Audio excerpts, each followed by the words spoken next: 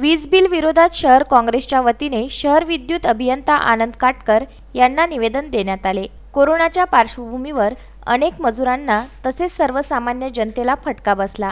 संचारबंदी असताना अनेकांना कामे नसल्याने त्यांच्यावर उपासमारीची वेळ आली होती। त्यात आता जनजीवन पूर्वपदावर येत असताना वीज वितरण कंपनी 3 महिन्याची बिल वसुली करण्याच्या मागे लागली आहे। आधीच उपासमारी आणि त्यात भरमसाठ वीज बिल भरणे हे आवाक्याबाहेर जात आहे। म्हणून वीज बिल माफ करण्यात यावे या मागणीसाठी काँग्रेसच्या वतीने निवेदन देण्यात आले।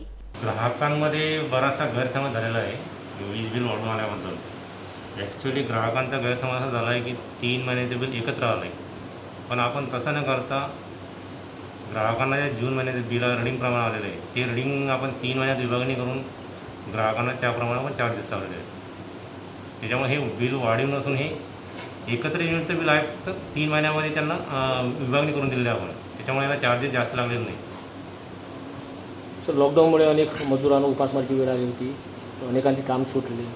आता वीज 3 महिन्यात त्यांना येणार, काय वाटते आपल्याला?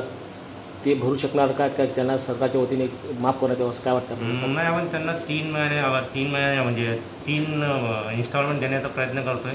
आज सरसकट 3 महिन्यांचं आपण वीज देयके ग्राहकांना पाठवली आहेत।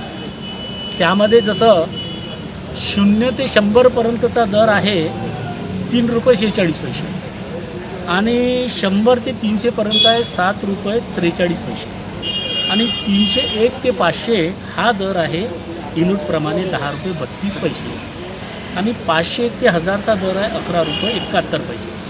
हे थोडक्यात जनतेला कळेल, लोकांच्या भाषेत समजेल अशा प्रकारची व्यवस्था महावितरणने करावी।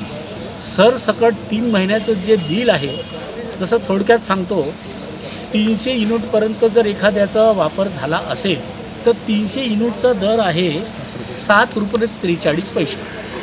3 महिन्याचे ते होतात 900 युनिट, मग 900 युनिटचा दर येतो या ठिकाणी ₹11.71।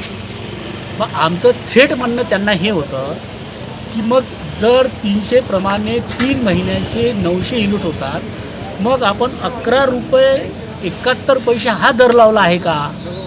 वास्तविक हा लावू नये, कारण की ते 3 महिन्याचे जे दर आहेत ₹7.43 याच हिशोबाने लावायला हवे। तर त्यांनी ते मान्य केलं की आम्ही तोच दर लावला।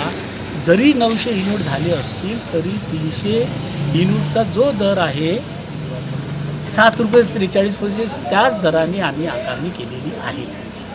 दुसरा मुद्दा होता आमचा, लॉकडाऊन असल्यामुळे अनेक लोकांना एकत्रित बिल भरणे अत्यंत अडचणीचं आहे, म्हणून 3 महिन्याचं वीज देयके भरण्याकरिता 3 किस्त देण्यात याव्या, ते त्यांनी मान्य केलेलं आहे। यावेळी 3 महिन्याच्या वीज बिलामध्ये सवलत देण्यात येईल, वीज बिल भरमसाठ येणार नाही, असे शहर वीज विद्युत विभागाचे अभियंता आनंद काटकर यांनी स्पष्ट केले।